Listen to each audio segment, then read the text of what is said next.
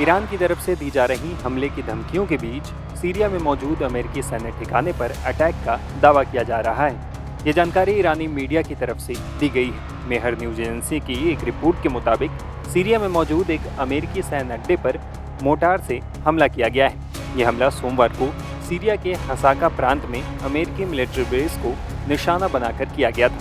Report में सूत्रों के हवाले से कहा गया है कि हमले के बाद बेस के एंट्रेंस के पास सुरक्षा व्यवस्था चाक चौबंद कर दी गई है।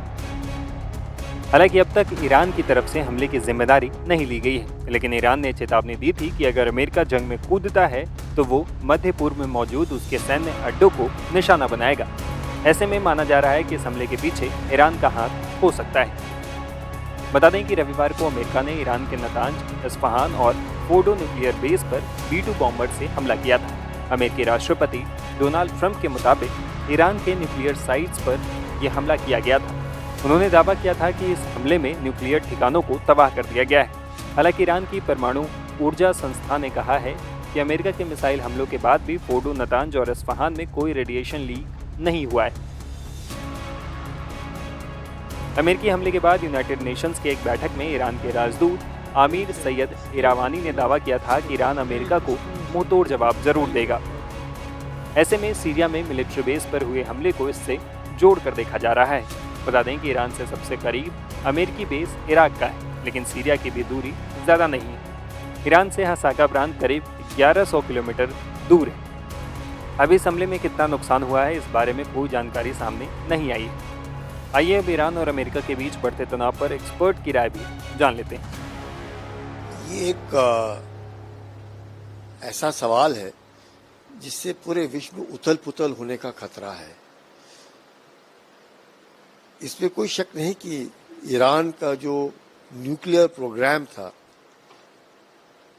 चाहे ईरान कितना भी कहे कि पीसफुल था, क्योंकि फारदो में जिस गहराई में उन्होंने बनाया है वो जरूर शक के दायरे में डालता है कि ईरान का न्यूक्लियर प्रोग्राम पीसफुल नहीं था।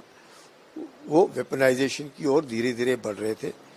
यूरेनियम एनरिचमेंट की जो उनकी ज़रूरत थी, उस तरफ जो न्यूक्लियराइजेशन और वेपनाइजेशन की ओर जाता है उस तरफ बढ़ रहे थे, यानी कि 80 से 90%। जबकि अगर न्यूक्लियर पीसफुल प्रोग्राम होता तो 3 से 5% ही एनरिचमेंट की ओर वो रुक जाते, पर वो नहीं हुआ। इसका मतलब ये ईरान या तो विश्व को बेवकूफ़ बना रहा था और धीरे धीरे करके उसने अपना न्यूक्लियर वेपन प्रोग्राम चल। अब कईयों का ये कहना है कि बाकी देशों को क्या लेना देना कि ईरान न्यूक्लियर हो या ना हो, वो उनकी जिम्मेवारी, वो अपने आप संभालेंगे। लेकिन कहीं ना कहीं, क्योंकि जिस तरीके से हम देख रहे हैं मिडिल ईस्ट के अंदर और विश्व में, तो शायद कहीं ना कहीं लग रहा है कि अगर ये जो न्यूक्लियर वेपनाइजेशन है ये कहीं गलत हाथ में ना पड़ जाए। जैसे हम लोगों को लगता है कि पाकिस्तान बार बार डर यही रहता है कि कहीं आतंकियों के हाथ में ना ये पड़ जाए, तो उस मद्देनज़र ज़रूर मुझे लगता है कि कहीं ना कहीं उसके ऊपर रोक चाहिए थी, और रोक हो गई क्योंकि यूएसए ने डिस्ट्रॉय कर दिया। नहीं तो 2018 को जो डील था, अगर उसमें से ना निकलते न्यूक्लियर डील में से, और न्यूक्लियर डील होता जो ओबामा ने ईरान के साथ किया था, मुझे लगता है तो शायद अभी तक बातचीत के द्वारा, उनके IAEA के द्वारा, सुपरविजन के द्वारा उसका कंट्रोल हो सकता। लेकिन चलो जो हुआ सो हुआ। लेकिन अब यूएसए ने फार्दो हुआ, इस्फहान हुआ, अपना नतांज हुआ, सबको बर्बाद कर दिया। तो वही 3 मुख्य थे जिनको उन्होंने बर्बाद कर दिया। यहाँ तक तो बात बनती है और ठीक है, अपना विचार है कि न्यूक्लियर को लेकर के हो, पर रेजीम चेंज को लेकर के मेरा ऐसा मानना है कि हम लोगों ने दखलंदाजी नहीं देनी चाहिए। वो ईरान के जो लोग हैं, ईरान की जो जनता है, उनका ही निर्णय फाइनल होगा। किसी को भी ये नहीं पसंद आएगा कि कोई बाहर से आए और हमारे ऊपर राज करे, या हमारे ऊपर वो राज करे जो हमें पसंद ना हो। तो एक इंसानियत के तौर पर, एक जमहूरियत के तौर पर, एक विश्व में शांति के तौर पर बहुत ज़रूरी है कि ईरान के लोगों ने ही, ईरान को कौन राज करेगा वो ईरान के लोगों की जिम्मेवारी है। और आज की तारीख में हम चाहे कितना भी कहें, मुझे लगता है आयतुल्लाह खामेनी जो है, कम से कम उन्होंने ईरान को इकट्ठा रखा हुआ है।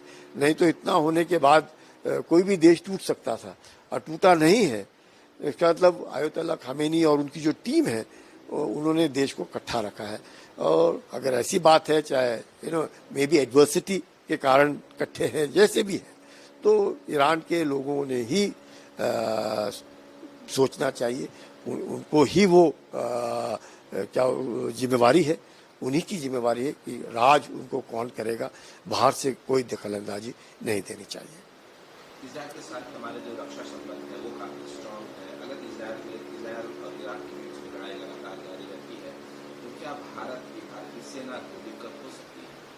भारतीय सेना को ऐसी कोई दिक्कत नहीं होगी। दो भारत के रिश्ते जो हैं इजराइल के साथ टेक्नोलॉजिकली बहुत अच्छे हैं और हमारे पास काफ़ी इक्विपमेंट है, ड्रोन्स भी हैं, काफ़ी बाकी इक्विपमेंट भी है जो इजराइल से हमारे सब दोनों देशों के बीच के जो संबंध है उसके द्वारा हमारे पास है।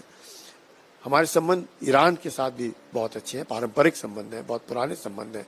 तो दोनों देशों के साथ हमारे संबंध बहुत अच्छे हैं। लेकिन ये कहना कि इजराइल के साथ क्योंकि हमारे संबंध टेक्नोलॉजी के कारण वैसे नहीं है, लेकिन इजराइल हमेशा भारत के साथ खड़ा रहा, टेक्नोलॉजी का आदान प्रदान होता रहा। कारगिल में भी उन्होंने भारत की मदद की और हमेशा वो भारत की मदद करते आए हैं। तो उस हिसाब से ज़रूर मैं कहूँगा कि ईरान, इजराइल और भारत के रिश्ते बहुत अच्छे हैं। भारत और ईरान के रिश्ते भी बहुत अच्छे हैं। जो अभी हमने देखा कि इतना सब कुछ होते हुए भी हमारे बच्चे जो ईरान में फंसे हैं उनको जिस प्रकार से उन्होंने आने का जो पूरा पैसेज दिया है वो दर्शाता है कि ईरान इस बात को समझता है। प्लस चाबहार फोर्ट को लेकर के भी आप पोर्ट को लेकर के देख सकते हैं कि किस प्रकार से ईरान और भारत के संबंध हैं। तो ये जो है दोनों के साथ संबंध अच्छे हैं। तो इट्स catch-22 सिचुएशन कि कौन हमारे लिए ज़्यादा प्यारा है। मुझे लगता है भारत के लिए दोनों ही उतने ही प्यारे हैं और दोनों के साथ संबंध हम अच्छा रखना चाहेंगे। और प्रधानमंत्री का वही और हमेशा मैं कहूँगा कि जोर रहा है कि ये जो युग है ये युद्ध का युग नहीं है। बातचीत के द्वारा अगर बात संभल जाती है, सुधर जाती है तो बहुत अच्छा होगा।